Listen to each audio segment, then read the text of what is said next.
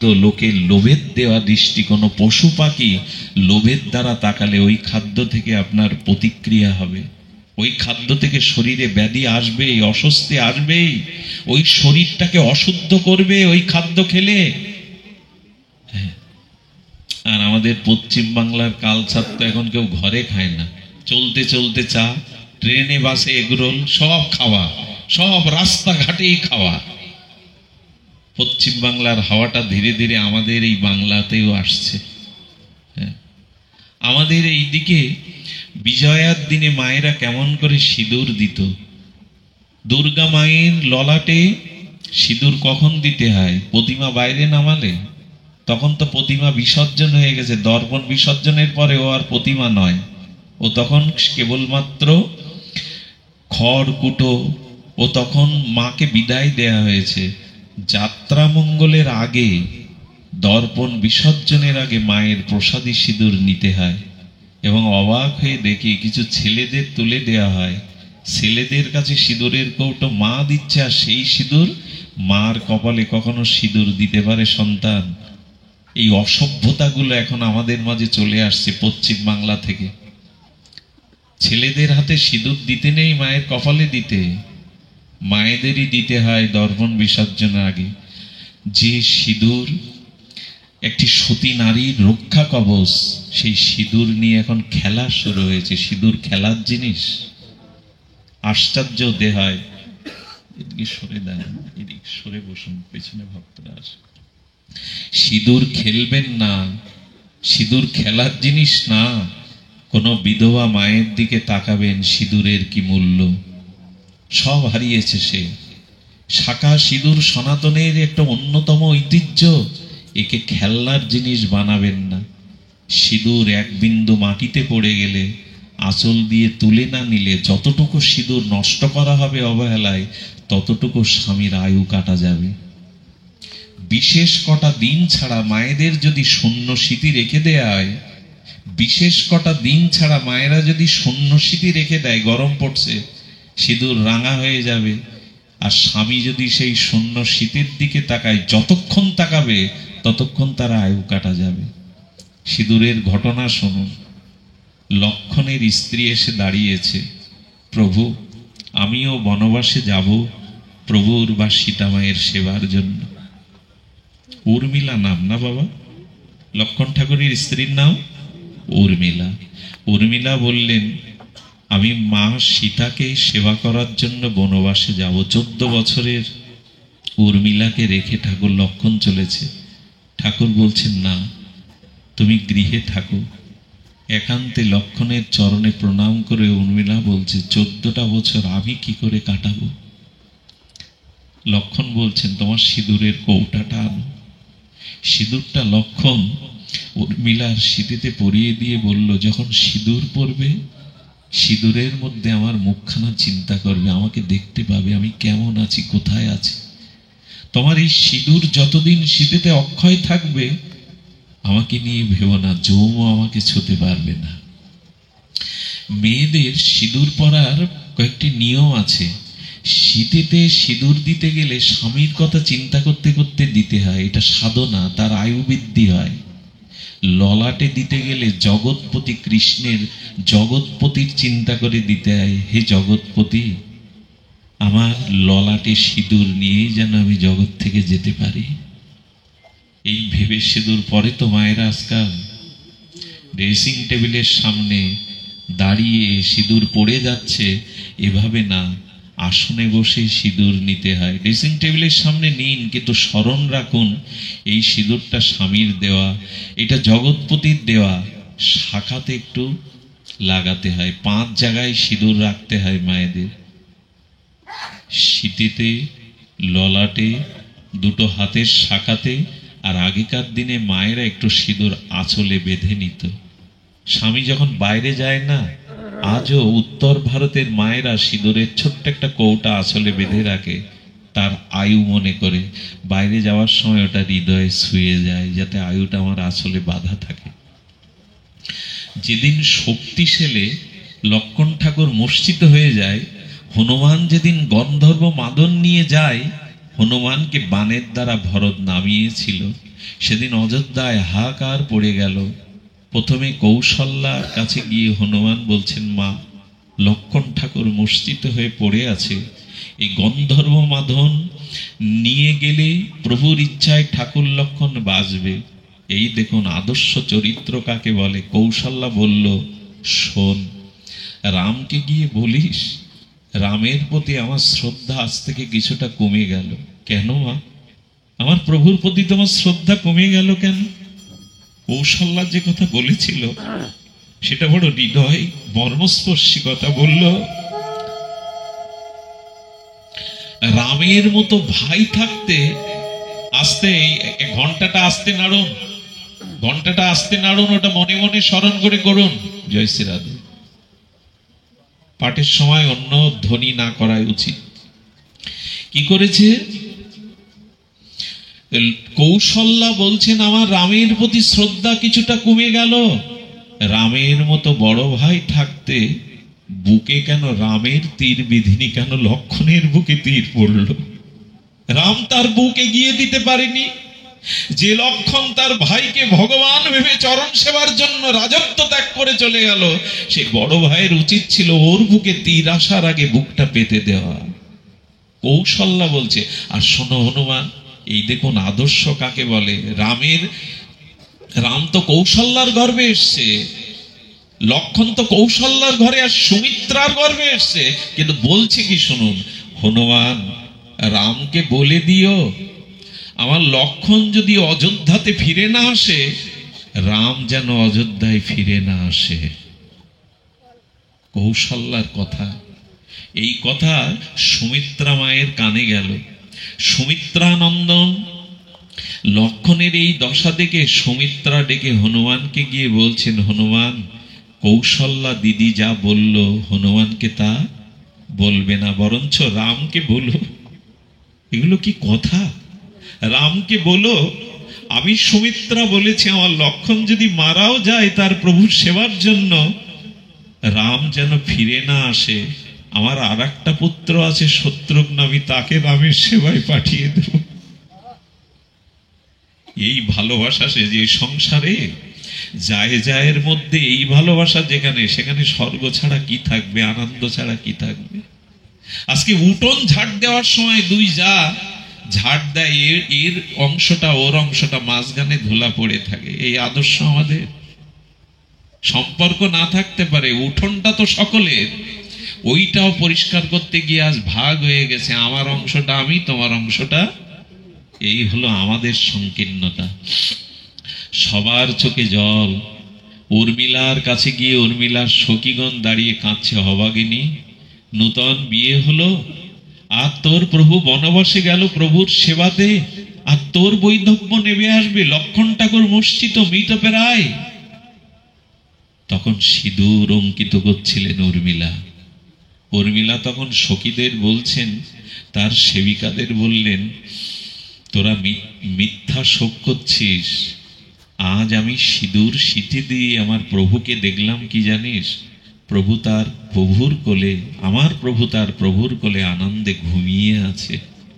আমার শীতের সিঁদুর যতদিন আছে, আমার কাছ থেকে জমেরও সাধ্য নয় আমার প্রভুকে কেড়ে নেওয়া। আমি আজ দেখেছি প্রভুর কোলে করে পরমানন্দে ঘুমিয়ে আছে, বিশ্রাম নিচ্ছে। আমার এই প্রসাদী সিঁদুর যতদিন আছে কেড়ে নেওয়ার ক্ষমতা নেই। সিঁদুর নিয়ে খেলো না মা। কি একটা উদ্ভট সংস্কৃতি পশ্চিম বাংলার চ্যানেলগুলো প্রচার করে, সিঁদুর খেলা। সিঁদুর খেলার জিনিস না। ওই এক চিমটি সিঁদুরের কি মূল্য তা ঘরের যে মা স্বামী হারা হয়েছে সে অনুভব করতে পারে। এগুলো খেলার জিনিস না। আমাদের কৃষ্টিটা নষ্ট হতে বসেছে। আমরা আমাদের আচরণের কথা বলছিলাম, বারবার কিন্তু একটা শব্দ প্রয়োগ করতে নাই, তবু করছি। যতদিন আচার ব্যবহার শুদ্ধ না হবে ততদিন ভক্তি হবে না, ততদিন আনন্দ পাওয়া যাবে না, ততদিন আনন্দ পাওয়া যাবে না। এই জন্য আমাদের চক্ষুকে দিয়ে, কর্ণকে দিয়ে, আমাদের বদনকে দিয়ে, জিহ্বাকে দিয়ে দয়া করে একটু শুদ্ধতা নিতে চেষ্টা করুন। ইন্দ্রগুলি যদি শুদ্ধ কিছু নিতে থাকে, তখন ধীরে ধীরে আপনার এই রিপু সংযত হলে, রিপুগুলো শুদ্ধ হলে ধীরে ধীরে আপনাদের মধ্যে শুদ্ধতা আসবে। আরেকটি জিনিস হলো, আমরা ট্যাক্স দেই সরকারকে, নিজের অনেক কিছু অপকর্ম ঢাকতে গিয়ে প্রশাসন অনেক কিছুকে টাকা পয়সা দিয়ে দিই, কিন্তু সৎ কাজে টাকা আমরা কজন ব্যয় করি? ট্যাক্সে কত টাকা দিতে হয় ব্যবসায়ীদের সরকারকে, কত টাকা এমনিই বা দিতে হয়, চাঁদা অমুক তমুক। ভগবানের জন্য বলুন তো, সারা বছরে ভক্ত ভগবানের জন্য সৎ মহতের সেবার জন্য কত টাকা ব্যয় করে? টাকা কিন্তু শুদ্ধ করতে হয়। আয়ের একটা অংশ যদি সৎ কাজে সমাজের মঙ্গলে ব্যয় না করেন, ওই অর্থ কিন্তু অভিশাপ হয়ে দেখা দেবে। অর্থের একটা সদ্বিনিয়োগ করতে হয়, বিগ্রহ সেবায়, ভগবত সেবায়, বৈষ্ণব সেবায়, সমাজের কোনো মঙ্গল কাজে এই অর্থ নিয়োগ করুন। অর্থ যদি সৎ কাজে উপযোগ না হয়, অর্থ অভিশাপ হয়ে দেখা দেবে। অর্থ তিন ভাবে চলে যাবে, হয়তো সরকার ক্রোক করে নেবে, সন্ত্রাসীরা ছিনিয়ে নেবে, নালে মামলা মকদ্দমায় ওই অর্থ চলে যেতে বাধ্য। অর্থ কিছুটা সৎ কাজে লাগান। অনেকেই দেখেন অনেক অর্থ ব্যয় করে হচ্ছে বাড়িতে বছরে দুজন বৈষ্ণব সেবা, তারও এটা মনে করে অনেক ভারী জিনিস। শাস্ত্রে আছে, গৃহে বছরান্তে অন্তত একটু সাধুগুরু বৈষ্ণবের পায়ের ধুলো নিতে হয়, গৃহে ভক্তদের দিয়ে একটু হরিনাম ভগবত এগুলি করাতে হয়। তারা আসলে অনেক আপদ চলে যায়, অনেক সংকট চলে যায়।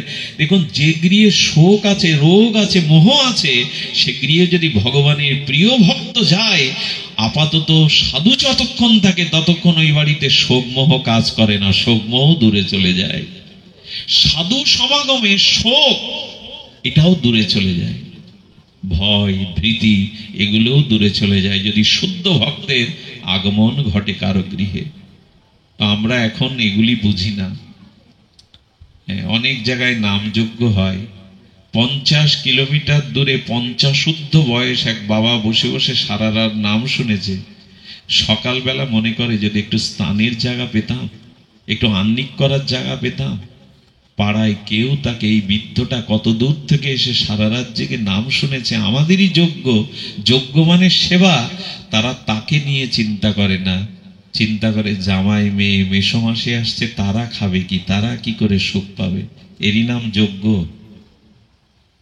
সারাটা রাত জেগে যে মানুষগুলো ঠাকুরের নাম শুনলো, তাদের ডেকে নিয়ে যান, স্নানের ব্যবস্থা করুন, তাদের মুখে কিছু জল খাওয়ার দিন। কিন্তু জামাই নিয়ে ব্যস্ত, মেসোমাসি নিয়ে ব্যস্ত, সাধুর দরদার এখন মানুষ বোঝে না। যতদিন ভগবান ভক্তকে সেবা না করবেন, ভক্ত প্রসন্ন না হবে, ততদিন ভগবানও প্রসন্ন হবে না। এইগুলোই হলো সুব্যবহার, এইগুলোই হলো সৎ আচার। এগুলি না হলে আনন্দের সন্ধান আপনি আমি কোনোদিন পাবো না, আমাদের চিত্তশুদ্ধ হবেই না, কোনোদিনই হবে না। এই জন্য দয়া করে নিজের হৃদয়েন্দ্রকে একটু কাজে লাগাতে হবে। দেখুন, একটা জিনিস বলি, আপনি 1 মণ দুগ্ধ দিয়ে প্রদীপ জ্বালাতে পারবেন? দুধে প্রদীপ জ্বলে, কিন্তু 2 কেজি দুধ থেকে ঘি করে প্রদীপ জ্বালান। এই সংসারে থেকে সার বস্তুটা তুলে নিন। সেই সার বস্তুই হলো নিজের ব্যবহারকে শুচি শুভ্র করা। দুধ থেকেই ঘি হয়। দুধ 1 মণ দিয়েও প্রদীপ জ্বালাতে পারবেন না, কিন্তু দুধ থেকে সার ঘৃত দিয়ে প্রদীপ জ্বালাতে পারবেন। দেখুন, আরেকটি জিনিস হলো, এই দেহেই আমি বলেছি রক্ত মাংস পিণ্ড দেহ অমেদ্যপূর্ণ ভরা, কিন্তু এই দেহ থেকে এই সদ আচরণ হলে, শুদ্ধ ব্যবহার হলে, মনশুদ্ধ হলে এর মধ্যে দিয়ে ভগবত প্রাপ্তি ঘটে। এই দেহকেই চিন্ময় শুদ্ধ করা যায়। কেমন করে জানেন? আচরণ শুদ্ধতার দ্বারা। কেমন? আচ্ছা, আপনার কাছে ঘোল দেয়া হলো ভোরবেলা প্রভাতে, সেই ঘোলের মধ্যে মন্থন করলে কি উঠবে? একটু কথা বলেন, কি উঠবে? মাখন উঠবে। কিন্তু ঘোল আপনি মন্থন করলেন না, হাতে বোতল রেখে দিলেন, মাখন উঠবে বাবা? আস্বাদন করা যাবে মাখন। তেমনি এই দেহকে যদি সৎ ব্যবহার, সৎ আচার, শুদ্ধতাকে মন্থন আচরণ করতে পারেন, এই দেহ থেকে প্রেম ভক্তি লাভ হবে, এই দেহ দিয়ে ভগবান লাভ হবে। মন্থন করতে হবে, আমাদের মন্থন করতে হবে। ভক্তিতে এমন হয়ে যায় যে ভক্তিতে বিপদটাকেও, আচ্ছা ভক্তিতে কি হয়, আচরণ শুদ্ধ হলে কি হয়? আমি গতকাল বলছিলাম, রানা বিষ পাঠিয়েছে মীরার কাছে যাতে বিষ খেয়ে সে মরে, কিন্তু বিষ বললে তো কেউ খাবে না। তাই মীরা তার সেবকদের মীরার কাছে পাঠানোর আগে রানা বলেছে গিয়ে বলবে জগন্নাথের চরণামৃত। মীরা যখন জগন্নাথের চরণামৃত মনে করে বিষ খেতে যাবে, তার এক সেবিকা বলছেন, মীরা চরণামৃত এত কালো হয়, ওটা কালকুট বিষ। মীরা বোকা? বোকা না। মীরা বলছেন আমি জানি, দেখ ওটা যে কালকুট বিষ আমি জানি, তো জেনে শুনে বিষ পান করবি? মীরা তখন বললেন, 24 ঘন্টা যে আমাকে হত্যার চেষ্টা করে সে আমার কাছে চরণামৃত পাঠায়? যে ভগবানকেই মানে না সে চরণামৃত উচ্চারণ করে? তবে ওর মতো ভগবান বিমুখ ব্যক্তির মুখে যখন চরণামৃত উচ্চারণ হয়েছে, ও যখন বিষকে চরণামৃত বলেছে, আমি কেন চরণামৃত মনে করব না? এই বিশ্বাসে যখন চরণামৃত মনে করলেন, গোবিন্দই ওর মধ্যে এসে বললেন, তার গিরিধারী লাল। সাপের বিষ তো ওষুধ তৈরি করা যায়, যায় না? এই জন্য সাপের বিষের এত দাম, সোনার থেকে দাম। তো বিজ্ঞানীরা, গবেষকরা যদি সাপের বিষ থেকে ঔষধ তৈরি করতে পারে, প্রেম ভক্তি বিশ্বাসে মীরার বিষ চরণামৃত হবে না কেন? তবে সাবধান, আপনি যেন এই লীলা অনুকরণ করতে যাবেন না। আপনি আমি এই করতে গেলেই কিন্তু ডাক্তারে কাজ হবে না। ওই বিশ্বাস, ওই শুদ্ধতা এখনো আমাদের অর্জন হয়নি। বৃন্দাবনে এক বাবাজির কথা মনে পড়ল। এরা কি চরিত্র জানি না, কিভাবে ভগবানকে, রাধারানীকে সর্বস্ব অর্পণ করেছেন অনুরাগে।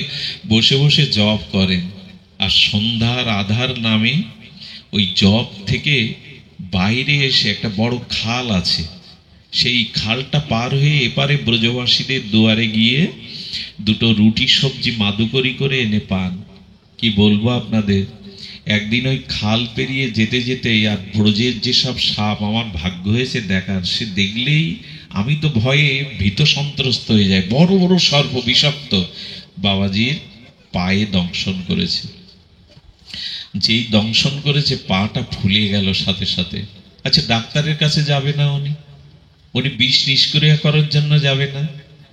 উনি কুটিরে ফিরে এসে মালা জপ করে হাতে বলছেন, তুমি তোমার কাজ করো, আমি আমার কাজ করি।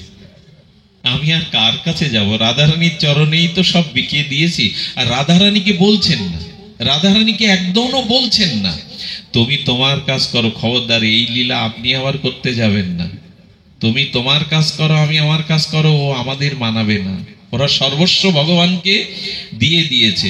বিষ কি হয়েছে জানেন? পাটা ফুলতে ফুলতে 2 দিনে বিষ মাথায় উঠে গেছে, চোখটা জাল পড়ে গেছে।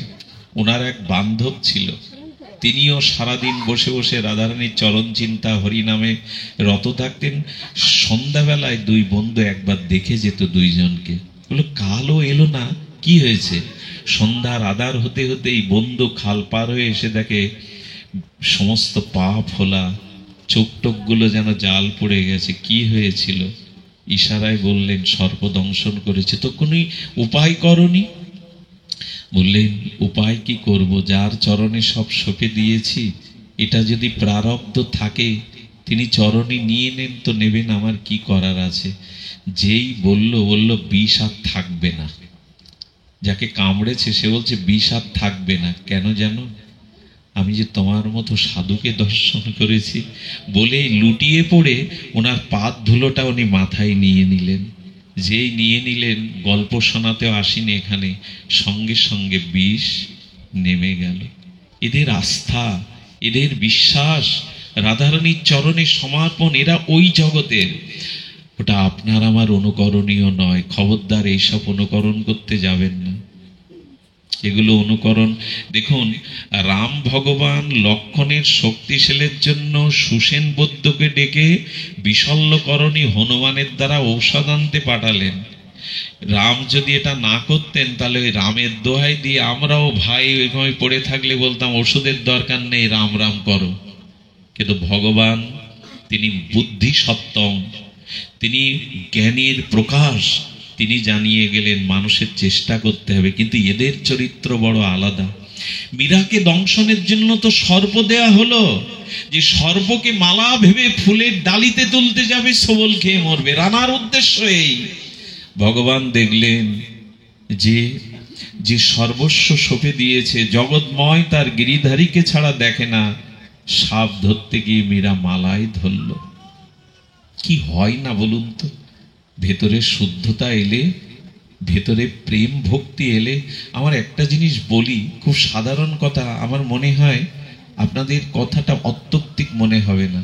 100 বছর আগে ফিরে যান, এত ঔষধপত্র ছিল না, কিন্তু অনেক প্রাচীন যারা সৎ কথা বলতো, সৎ চরিত্র নিয়ে বাস করত, এত শাস্ত্র ঘাটাঘাটি, এত বক্তব্য, এত পাঠ কীর্তন ছিল না। তার কাছে কোনো মা যদি অসহায় মা যদি বাচ্চাটা জ্বর হয়েছে বলে নিয়ে যেত, বিশ্বাস করুন তুলসী তলার মাটিটা দিয়ে তার কপালে লেপন করার সাথে সাথে জ্বর নেমে যেত। পুরানো দিনের মানুষ এই বিশ্বাস আস্থায় কেন হতো বলতে পারেন? ওদের স্বভাব চরিত্র শুদ্ধ ছিল, ওদের নিষ্ঠা ছিল, ওদের ভিতরে সৎ আচরণ ছিল। আমার মতো এত বক্তব্য, এত শাস্ত্র মহিমা প্রকাশ না করলেও ওদের চরিত্র, ওদের মানসিকতা, ওদের আচার ব্যবহার শুদ্ধ ছিল, সত্য ছিল। সেগুলির দ্বারাই তারা জগতের অনেক কল্যাণ করেছে, অনেক কল্যাণ করেছে। তাই বারবার যে কথাটি বলতে এসছি, জীবনে কৃপা করে শুদ্ধ আচরণশীল হন, তাহলেই আনন্দ, তাহলেই ভক্তিটা আমাদের আসবে। সুধীবৃন্দ, একটি ঘটনা মনে করে দিই। আহার হর স্বামীসায় আমরা মিথ্যা, ছলনা, কপটতার আশ্রয় নিচ্ছি। আজ দুপুরে আমারই খুব শ্রদ্ধেয় একজন মাও বলছিলেন, বাবা, মানুষের মধ্যে যদি কপটতা না থাকতো, সে অতি শীঘ্রই কল্যাণ লাভ করতে পারত, ভগবান পেতে পারত। কথাটা আমাকে অনেকক্ষণ ভাবিয়েছিল। সত্যই তো, কপটতাটি কপট বন্ধ করে দেয়। দরজা যদি ভেতর থেকে খিল দিয়ে দেন, বাইরে থেকে আর কেউ ঢুকতে পারে না। গোবিন্দ বলছেন, যার হৃদয়ে কপটতা আছে তার হৃদয়ে আমি ঢুকতে চেষ্টা করলেও পারি না। তো কপট বন্ধ করা। সরল না হলে কি ভগবান পাওয়া যায়? সুন্দর হৃদয় না হলে কি ভগবান পাওয়া যায়? যাবদি ছল ছাতুরি, কপটতা, মিথ্যা, লোক ঠাকানো, কুব্যবহার, কাম ক্রোধ হৃদয়ে ভরা, তো আমাদের চরিত্র কি করে আনন্দিত হবে? আমাদের মন কি করে শুদ্ধ হবে? আপনাদের মনে আছে, মহাভারত একটা দৃষ্টান্ত দিয়েছে। যুধিষ্ঠির মহারাজ শ্রীকৃষ্ণের বলা একটা মিথ্যা কথা বলতে হলো, তাই না? একটা মিথ্যা কথা বলতে হলো না? অশ্বত্থামা হত ইতি। আচ্ছা, কথাটা কে বলতে বলছেন? যুদ্ধক্ষেত্রে ন্যায় নীতি চলে না, যুদ্ধক্ষেত্রে শত্রুকে যেভাবে হোক পরাভূত করতে হবে। হাতে বন্দুক নিয়ে নীতি ধর্ম আওড়াবেন?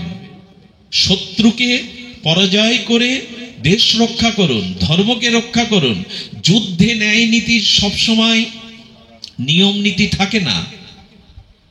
যুধিষ্ঠির মহারাজকে বললেন, এই ছাড়া গুরু দ্রোণাচার্যকে বধ করা। আমি বলছি তুমি মিথ্যা বলো। দ্রোণাচার্যের কাছে কে বলল? অশ্বত্থামা হত। এটা কৃষ্ণের মুখ দিয়ে একবার শুনতে পেয়েছি। অশ্বত্থামা হেসে বললেন, কৃষ্ণ, দ্রোণাচার্য হেসে বললেন, কৃষ্ণ ভগবানই আমি জানি, কিন্তু আমি ভগবানের কথাও বিশ্বাস করি না। একজনকে বিশ্বাস করি, যদি যুধিষ্ঠির কথাটা বলে। চিন্তা করতে পারে একজন সত্যবাদী মানুষের মহিমা কত উচ্চতায়। দ্রোণাচার্যকে যদি প্রশ্ন করেন, তো কৃষ্ণের কথায় আপনি সত্য মনে করতে পারছেন না, যুধিষ্ঠিরের কথায় কেন? তো বললেন, কৃষ্ণ অনেকবার প্রতিজ্ঞা করেও রাখতে পারেনি। এই কুরুক্ষেত্রে যুদ্ধ করবে না বলল, অথচ সে অস্ত্র ধরল। ভগবান ও ভক্তের জন্য তার সত্যতা মাঝে মাঝে রক্ষা করতে পারেন না, কিন্তু যুধিষ্ঠির জীবন গেলেও মিথ্যা বলবেন না, এই বিশ্বাস দ্রোণাচার্যের ছিল। কিন্তু যেদিন ভগবানের কৌশলে একটা মাত্র ভগবানের বলা মিথ্যা বলল, মহাভারতে ব্যাসদেব প্রমাণ দিয়ে গেলেন সেই যুধিষ্ঠিরেরও সশরীরে মহাপ্রস্থানের পথে নরক দেখতে হয়েছিল। চিন্তা করতে পারেন, মহাভারত সতর্ক করছে, এই দেখো এত বড় স্বচ্ছ চরিত্র, এত বড় সত্যবাদী, ন্যায়নিষ্ঠ সত্যবাদী কেমন জানেন? ধর্ম যক্ষ রূপে যখন সরোবরে 4টি প্রশ্নের উদ্দেশ্যে প্রশ্নের উত্তর না দিতে পারলে জল পান করলে মারা যাবে, ভীম, অর্জুন, নকুল, সহদেব মরে পড়ে আছে। যুধিষ্ঠির মহারাজ গেছেন, ধর্মরূপী বক সেখানে বলছেন 4টে প্রশ্নের উত্তর না দিলে তুমি এই জল পান করলে মারা যাবে। বললেন, আমার ভাইরা কি এই প্রশ্নের উত্তর না দিয়ে মারা গেছে? বললো, হ্যাঁ। তুমি যদি প্রশ্নের যথাযথ উত্তর দিতে পারো, তোমার 4 ভাইয়ের মধ্যে 2 ভাই বেঁচে যাবে। আপনারা জানেন সেখানে বলা হয়েছিল যে সুখীকে, তাই না, জগতে আশ্চর্য কি ইত্যাদি ইত্যাদি প্রশ্ন বলার পরে যখন সদুত্তর দিলেন, তখন বললেন 2 ভাইকে তুমি ফেরত পাবে, চেয়ে নাও। আচ্ছা, কাকে চাইবে যুধিষ্ঠির? এই দেখুন কত বড় ন্যায় নীতি পরায়ণ। ভীম আর অর্জুন হলেন কুন্তির গর্ভের পুত্র, আপন সহোদর ভাই যুধিষ্ঠিরের। আর সৎ মা মাদ্রির গর্ভে এসেছিলেন নকুল আর সহদেব, ওরা হলো সৎমার পুত্র। আর ধর্মরূপী বক বলছেন তুমি একজনকে ফেরত পাবে, একজনকে ফেরত পাবে, চেয়ে নাও কোন ভাইকে চাও। যুধিষ্ঠির এক বাক্যে বলল, আমার মাদ্রি মায়ের নকুলকেই ফিরিয়ে দিন। যক্ষ তখন বলছে, নিজের ভাই বিশ্ববিজয়ী অর্জুনকে ভীমকে চাইলে না? বলে, আমার মায়ের তো আমি বেঁচে আছি, আমার মাদ্রি মায়ের যে কোনো সন্তান বেঁচে নেই। এই হলো চরিত্র শুদ্ধতা, এই হলো সদ আচরণ। কি বিচার দেখুন, আমার মায়ের তো আমি বেঁচে আছি, আমার মাদ্রি মায়ের 2টি সন্তানই তো শুয়ে আছে, একটাকে ফিরিয়ে দিই। এই হলো চরিত্র।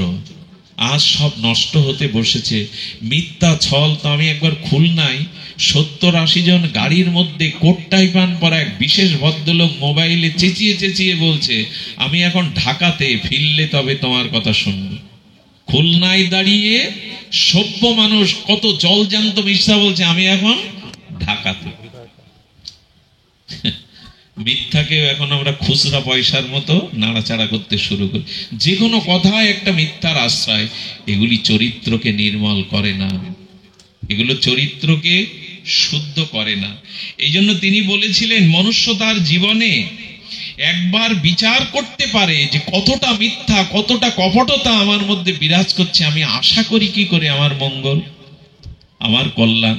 তাই আপনাদের কাছে নিবেদন করি, আজ মনে করেছিলাম বড় ক্লান্ত, হরিকথা অল্প বলে পাঠ বিশ্রাম দেব, তবু আপনাদের সামনে দেখলে, আপনাদের মতো ভক্তকে দেখলে মনটা হরিকথা থেকে নামতে চায় না, সব ক্লান্তি যেন কোথায় চলে যায়।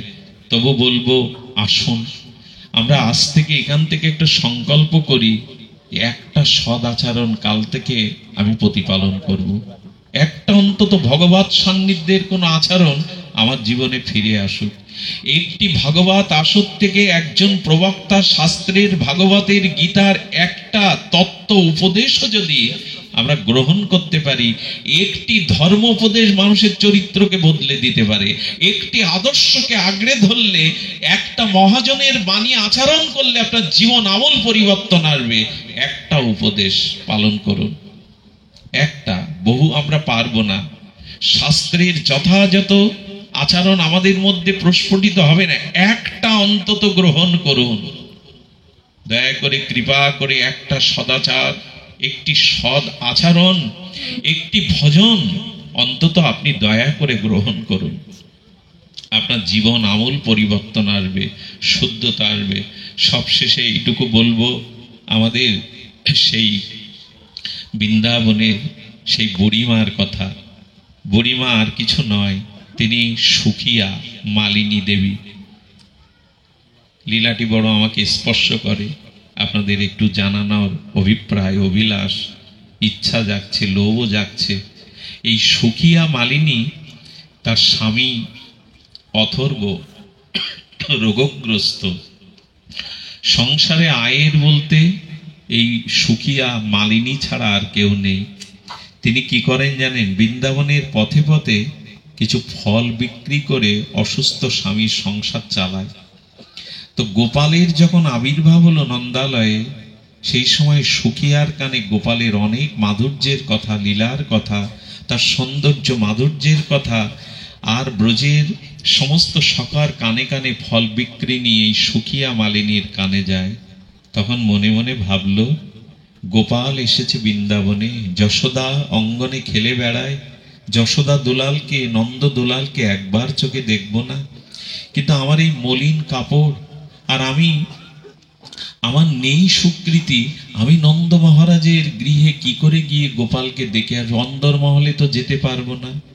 তখন এক সাধুর কাছে গেলেন, সাধু বাবাকে বললেন, বাবা একটা উপায় বলতে পারেন, আমি কি করে গোপালকে দর্শন করে ধন্য হব? তখন বললেন, মা এক কাজ কর, এই কৃষ্ণ কৃষ্ণ মন্ত্রটা আমি তোকে দিচ্ছি, তুই এটা 3 মাস ব্যাপী ফল বিক্রি করবি, পথ চলবি, আর ভগবানের নামটা মনে মনে স্মরণ করবি। এই নাম নিতে নিতে নামই তোকে আকর্ষণ করে কৃপা করে দেবে। আচ্ছা, উনি বলতে পারতেন না, সবার জন্য উন্মুক্ত দুয়ার, তুমি গিয়ে দেখে এসো? প্রশ্নটা আসবে না? 3 মাস ধরে নাম করো, তারপরে যাও কেন? বলতে তো পারতো, যাও গোপালকে দেখে এসো। আসলে ভেতরে ভক্তি না থাকলে, ভেতরে অনুরাগ না থাকলে, ভগবানের ভজন না থাকলে, আজও কৃষ্ণকে সামনে পেয়েও আপনার কিছু হবে না। ভজন থাকতে হবে। আচ্ছা, প্রদীপ আছে, তেল আছে, সলিতা আছে, কিন্তু আগুন তত্ত্ব নাই। জ্বলবে প্রদীপ? জ্বলবে বাবা? তেল আছে, সলিতা আছে, তাই না? পাত্র আছে প্রদীপ, কিন্তু অগ্নির ঘষাটা তো লাগবে, অগ্নি কণাটা তো লাগবে জ্বালাতে।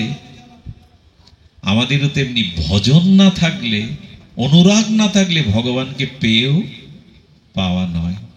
এই জন্য সাধু পদ বলে দিল, 3 মাস ধরে হরিনাম করতে করতে ভগবানের প্রতি তোমার অনুরাগ জন্মাবে, ভগবানের প্রতি তোমার পিপাসা জাগবে, উৎকণ্ঠা জাগবে, তখনই গোপালকে দর্শন করে তুমি ধন্য হতে পারবে।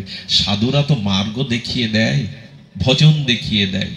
দেখুন, যাদের ভজনে রুচি এসেছে, আনন্দ এসেছে, ভগবানের থেকে ভজনে আরো বেশি আনন্দ পায় তারা। অনেক সময় কৃষ্ণকে গোপীরা বলতো, তোমার প্রেমে আমরা যে ডুবে আছি অন্তরে, তুমি সামনে আসলে প্রেমে বিঘ্ন ঘটে, কৃষ্ণ সরে দাঁড়াও তো। এ কথা কেউ বলে? গোপীরা বলতো, কৃষ্ণ আমি তোমার প্রেমে অনুরাগে যেটা হৃদয়ে মজে আছি, ধ্যানের নেত্রে তোমার লীলা, তোমার আনন্দ মাধুর্য আস্বাদন করছি, সামনে এসে দাঁড়ালে বিঘ্ন হয়, সরে দাঁড়াও। আরে বাবা, ভগবানকেও পর্যন্ত সরে যেতে বলে হৃদয়ের ওই প্রেম আস্বাদনের জন্য। গোপী ধ্যান করছে বৃন্দাবনের যমুনা পুলিনে, নারদ গিয়ে বলছে, জয় রাধা মাধব, জয় রাধা মাধব।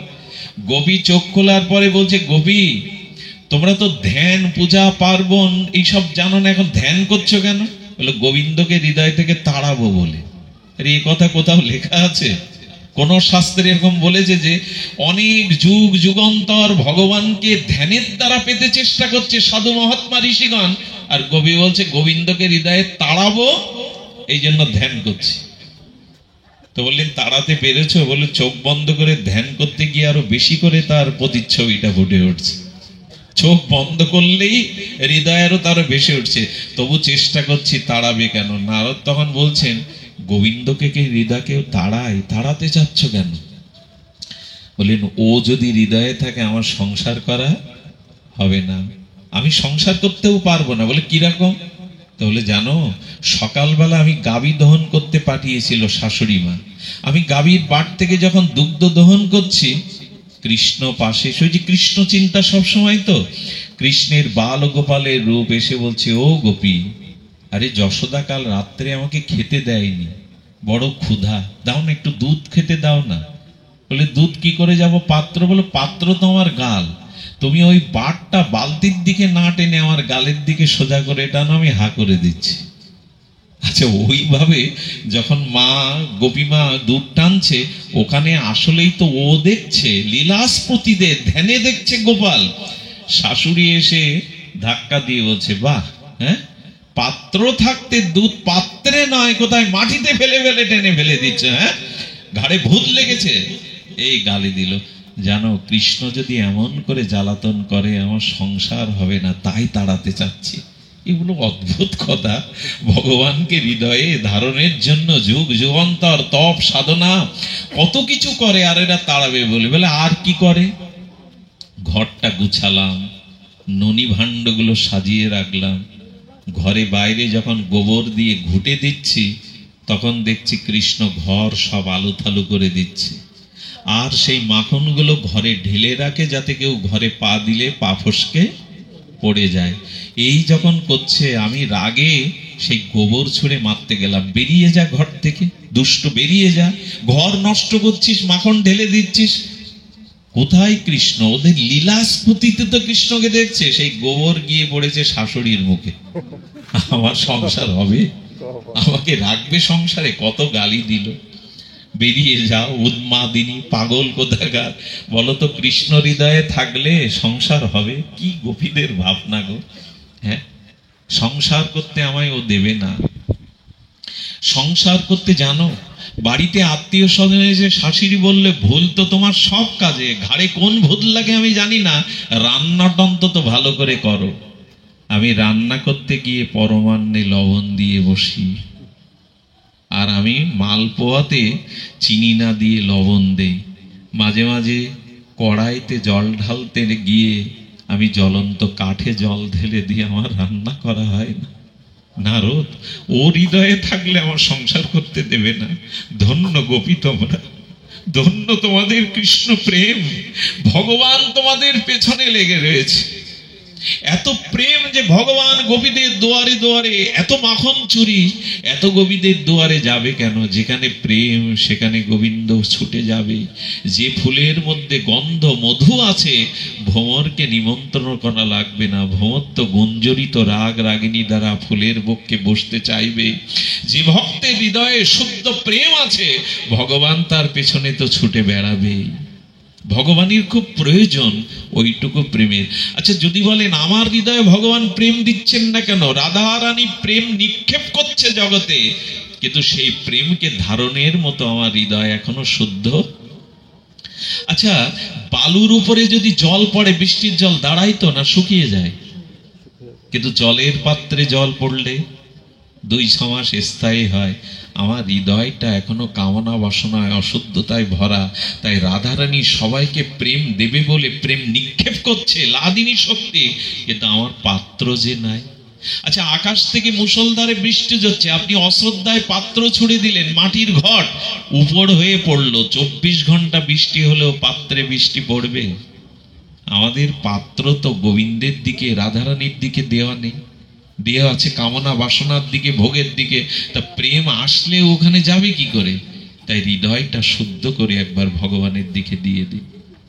হৃদয়টা শুদ্ধ হলেই সব পাওয়া হবে। সুকিয়া 3 মাস নাম করছে, আর যত নাম নেয় তত গোপালের প্রতি অনুরাগ বৃদ্ধি হয়।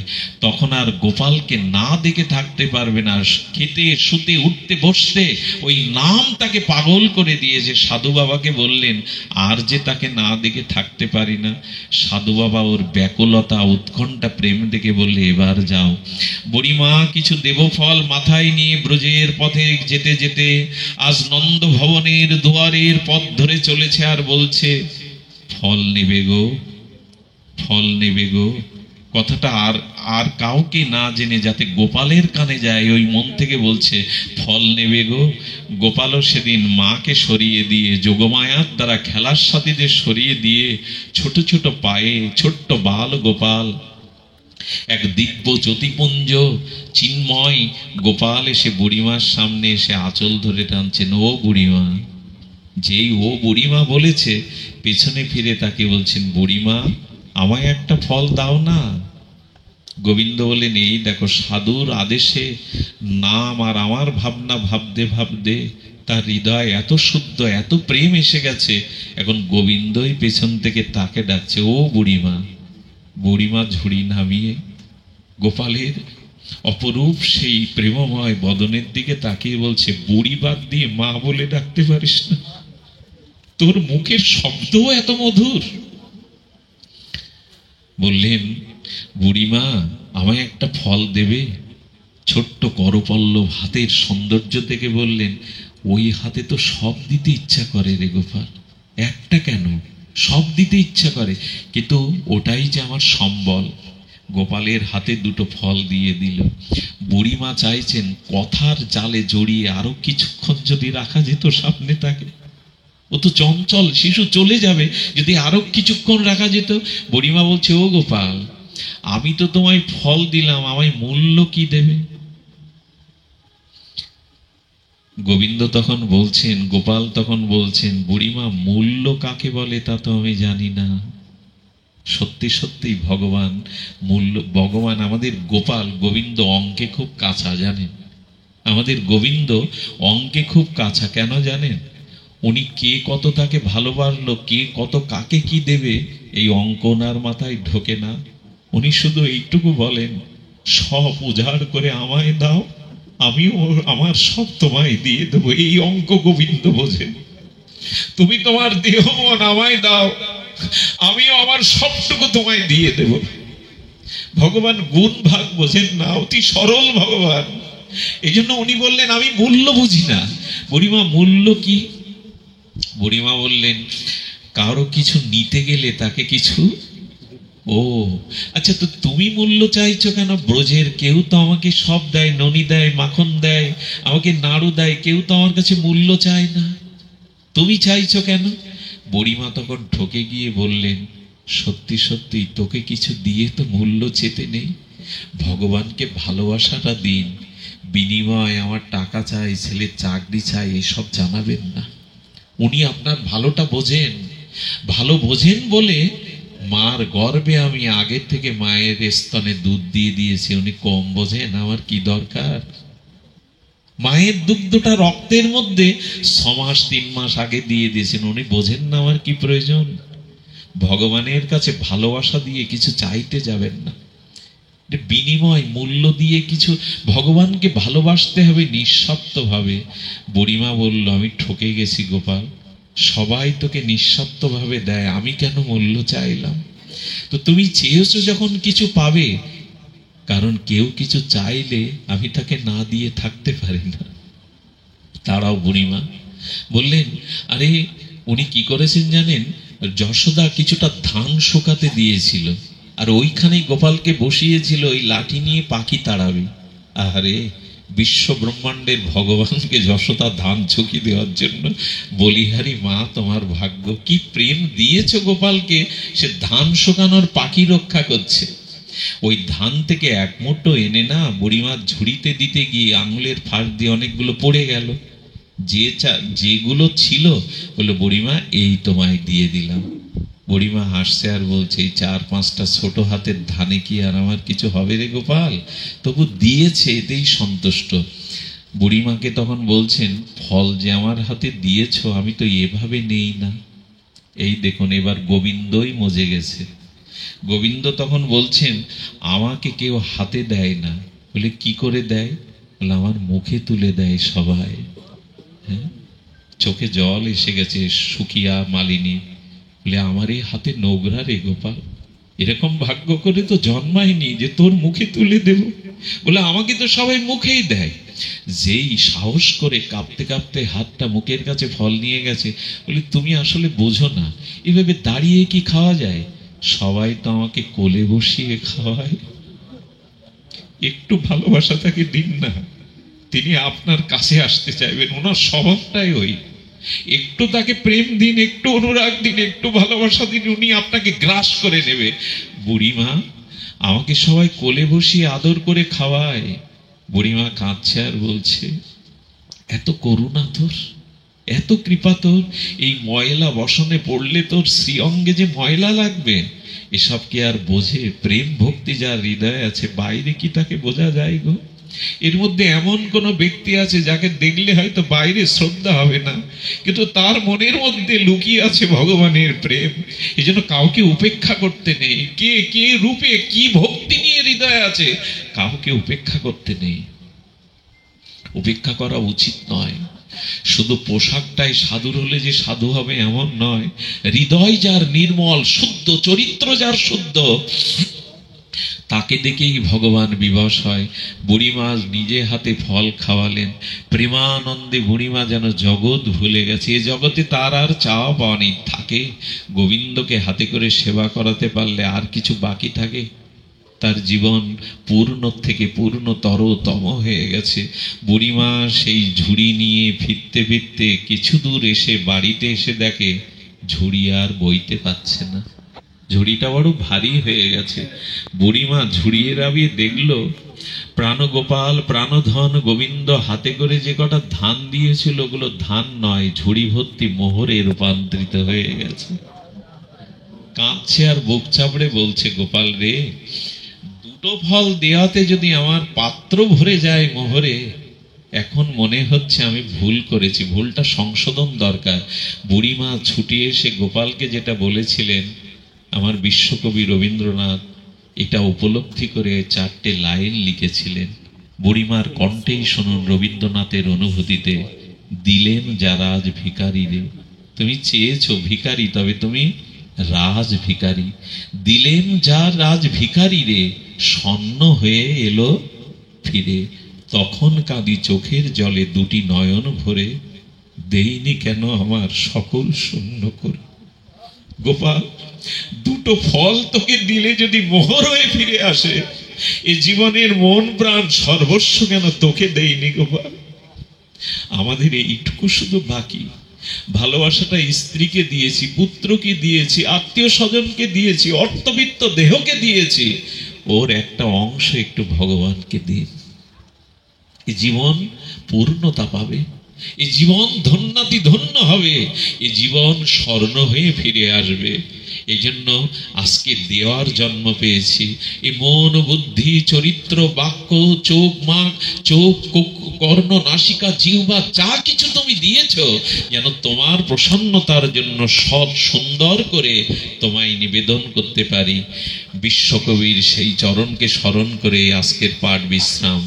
আমার বলে যা পেয়েছি শুভক্ষণে যাবে, আমার বলে যা পেয়েছি শুভক্ষণে যাবে। তোমার করে দিলেন যখন সবই আমার হবে। সব যদি তোমাকে নিবেদন করতে পারি তখনই প্রকৃত সব আমার হবে। আসুন এই দেহটাই নেই, আমরা চাল দেই, ফল দেই, ধূপকাঠি দেই, ভগবানের কাছে বাতাসা দেই, মিষ্টি দেই, নিজেকে দিয়েছি তো, নিজেকে দিয়েছি তো তাকে। আজ দেওয়ার পালা, আমার দেহ মন তোমাকে সমর্পণ করলাম। এই মন্ত্রই বুকে নিয়ে আজ অনুষ্ঠান বিশ্রাম করি। বড় ভালো লাগলো আজকের এই পরিবেশটা, এত সুন্দর শ্রীবিগ্রহের মন্দির যার গৃহে, তার গৃহে ভগবানের আশীর্বাদ, ভগবানের সৌরভ তো থাকবেই। পাঠ করতে গিয়ে আমিও হারিয়ে গিয়েছিলাম। অনেক বিজ্ঞজন এসেছেন, আলাদা করে নাম নেব না, আপনাদের উপস্থিতি একান্ত কাম্য। আসুন এই ভাগবত পরিমণ্ডলে ভগবানকে মাঝখানে রেখে আমরা মিলিত হই। এমনি করে আবারও গৌর হরি যেন আমাদের মিলন করান, আবারও আপনাদের স্নিগ্ধ সান্নিধ্যে যেন এমনি করে আমরা আবার গুণকীর্তন করতে পারি। আমার সাথে আজ 2 দিন ধরে আমাদের পার্থদা, তিনি আমাদের গৌতম দা, মাতা ঠাকুরানী, তারা যেভাবে এসেছে তাদের প্রতি আশীর্বাদ করবেন, ভবিষ্যৎ জীবন যেন তারা ভক্তিপথে এগিয়ে যেতে পারে। আজ এখানেই ভাগবত পূর্ণ বিশ্রাম। শ্রী গুরু প্রেমানন্দে গৌর হরি বল জয় শ্রী।